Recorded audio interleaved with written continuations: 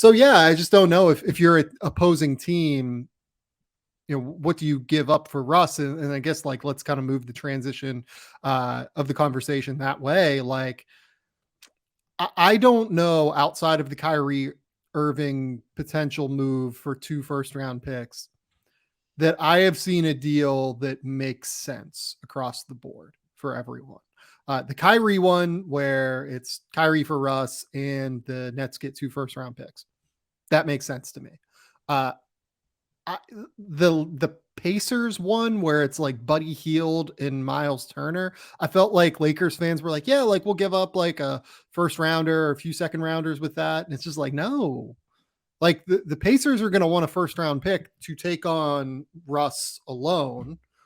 And Miles Turner, like I'd been kind of told they'd turn down like good first rounders in the 2022 NBA draft for Miles Turner.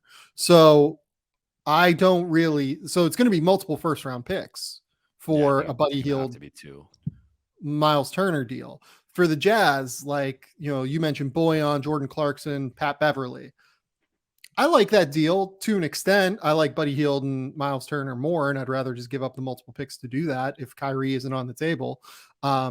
Did you see a deal, though, outside of the Kyrie deal that makes sense for the Lakers if they decide to do something like this? I think the Indiana deal would require 2 picks, but I think I'm at the point that it's probably worth it. Like I almost think like any deal. I mean, even kind of salary dumping him to San Antonio, and I mean that would probably be a little bit hard to make the money work there. But I'm of the mindset that it's going to be an addition by subtraction situation. I've even heard that, I think if they can't trade him, like one thing I reported was that Darvin Ham has the green light this upcoming season to coach Russ hard and coach him the way that Frank Vogel wasn't really able to. If you remember, Frank Vogel had to, kind of consult the front office and get permission to bench Russ, and they had meetings about it. And really we're kind of strategizing about what's the best way to handle Russ. Like from what I've been told, Darvin Ham is going to have that green light of if Russ is dogging it defensively, if he's taking threes in transition, and if he's not boxing out his man and he's just gambling defense, like he, reduces minutes. And if he doesn't respond to that, bring him off the bench. And if he doesn't respond to that, send him home. And we'll just roll with the other 13 guys we got on the roster, and that's an addition by subtraction situation. So I think basically John Wall in Houston. Although I don't think it was as contentious as wasn't nearly as contentious. I want to be clear about that. The John Wall thing was just not contentious at all. But sort of that principal idea of just like, hey, we'll pay you your $47 million, but you're gonna be at home with your family while that happens, and you're not gonna be playing. So I think.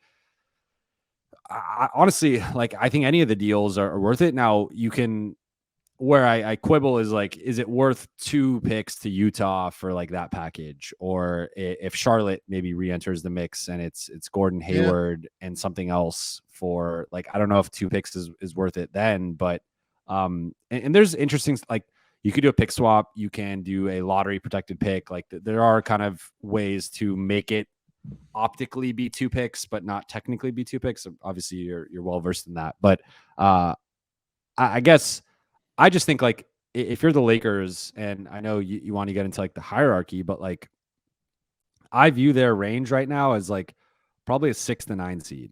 And in 3 of those 4 scenarios, you're in the play-in tournament. And to be in the play-in tournament with LeBron and AD is a failure. Like, I mean, those are 2 top 10, top 12 guys. And like to not have the right supporting cast around them, and to go from being a championship team a couple of years ago and then to being a playoff team that was up 2-1 on Phoenix, and then, AD goes down, they lose that series. But then to have back-to-back years, 1 year not even making the play-in tournament, and then potentially a second year being in the play-in tournament, like that's a failure in roster building. And I don't think it's all on the front office or ownership. Like there is some of that on LeBron and AD, and like there's plenty of blame to go around, but and the coaching staff and stuff. But I just think, it's a collective failure, and for them to probably be in that position again if they don't make a move, that's to me where like the pressure kicks in of, why do you have LeBron James on your roster if you're not trying to win a championship?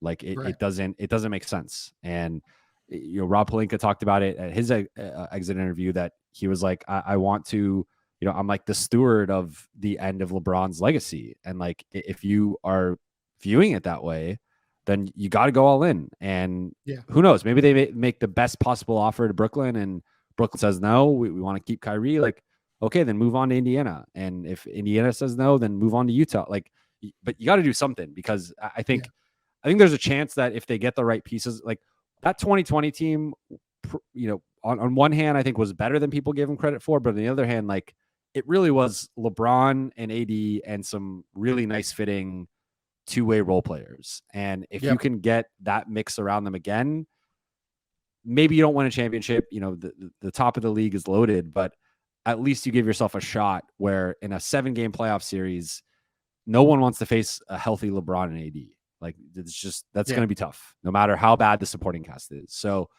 I'm of the mindset that, I think Brooklyn makes the most sense, of course. Indiana to me is a clear second, and then probably Utah. Utah versus Charlotte's probably close for me, but I think that they got to make some type of move, because I just think standing pat, you're going to be a play-in team probably, and that's like this is not good, right? Like it's not. Like, Right. you're kind of wasting the end of LeBron's career. Well, and you brought up like all of those specific deals, right? Like go get Kyrie. Like we've talked about that. Like Sure, if you yeah, can do that, go do that. The Utah move, right? The Utah move would be Boyan, Jordan Clarkson, Pat Bev. Jordan Clarkson and Boyan aren't really the two-way types that they won with in yeah. 2020, right? Like Boyan is a really, really good basketball player, and he would thrive playing next to LeBron and Anthony Davis because of his shooting ability. There aren't many better spot-up shooters in the NBA, just like point blank period, than Boyan Bogdanovic. And he'd work there, but then you have Clarkson and obviously Pat Bev, I think would actually really work there as well. It's a deal that makes sense. I don't know that I would want to give up a like 2 firsts for it. Like I think I would. That is probably where I'd cut the line a little bit.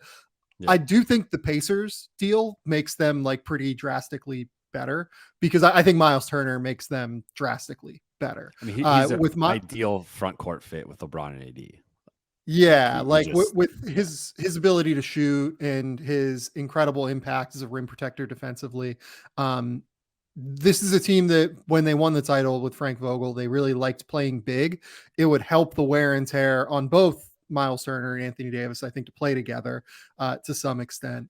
And then you can play them together is the thing. Like you don't have to stagger them. Like you actually can competently play them together because you can camp out Miles Turner in the corner and he's a threat to shoot from 3. You can camp him out above the break and do some different actions with him because he can shoot threes. like he can play that Brook Lopez role, Yeah, I think. he's not a great passer. Like doesn't, you can't functionally run like sets with him necessarily, but that's part of the thing of having Anthony Davis. Like you can do all of that with Anthony Davis.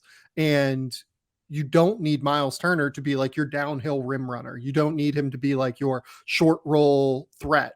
You can use him as a spot up shooter and then get the defensive value that he brings as one of the 10 best defensive players in the NBA. The Charlotte deal, I don't think makes any sense for Charlotte at this point because I don't like talking about the Miles Bridges thing outside of or in the context of basketball. It's just gross. Yeah. Like that guy should be in prison. But at the end of the day, they can't move Gordon Hayward now. I don't think. Like they actually need Gordon Hayward positionally if they want to try and make the play-in tournament / playoffs. Like like just period. I don't think you can move Russ or move him for Russ.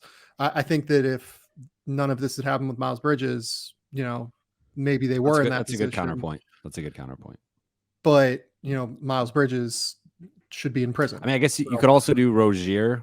I know that was it was kind of like either Gordon Hayward or Terry Rozier were the base of that. I mean, I never understood it from the perspective of like I just don't see Russ and LaMelo being a good fit together, and that Yeah. feels like something that would stunt LaMelo's growth and development. And because we know, if you're bringing in Russ, especially in a situation like Charlotte, like he's probably gonna become the lead ball handler, or at least co-lead ball, like more so than he was in LA. So I think, I don't know, maybe they want to buy him out and just get an asset, but yeah, Charlotte.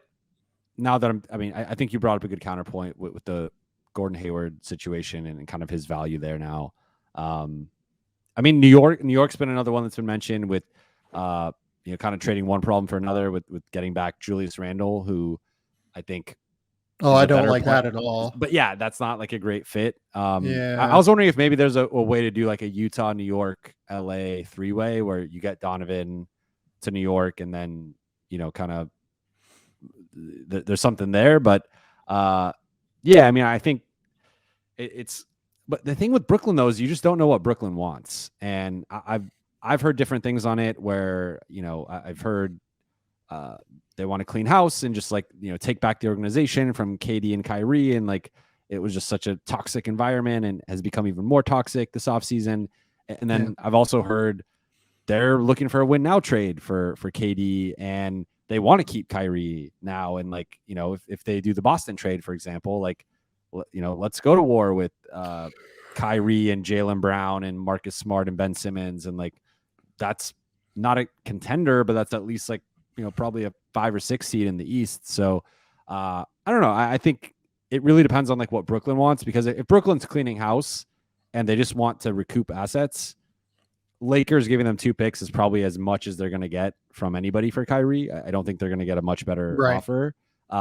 If they're trying to compete and remain, in the playoff mix, then obviously you're not trading for Russ. And there's also just a matter of if they would trade for Russ at all, and if it might require a third team.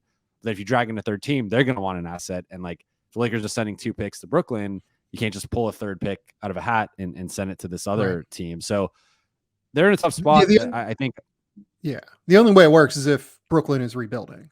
Like that's the only, or like rebuilding on the fly and moving Kevin Durant, which, by the way, like according to all reports right now, everything is very quiet in terms of the Kevin Durant situation. I know there was the recent report saying that, what was the report? I can't even remember. It was like a pressure report basically from Kevin Durant's camp. It felt like, to try and make a move. He wanted the GM and the coach fired. He wanted Sean Marks. Yeah, and there Steve we go. Nash fired, That's and it. that that would be his one way he would stay, which obviously wasn't going to happen.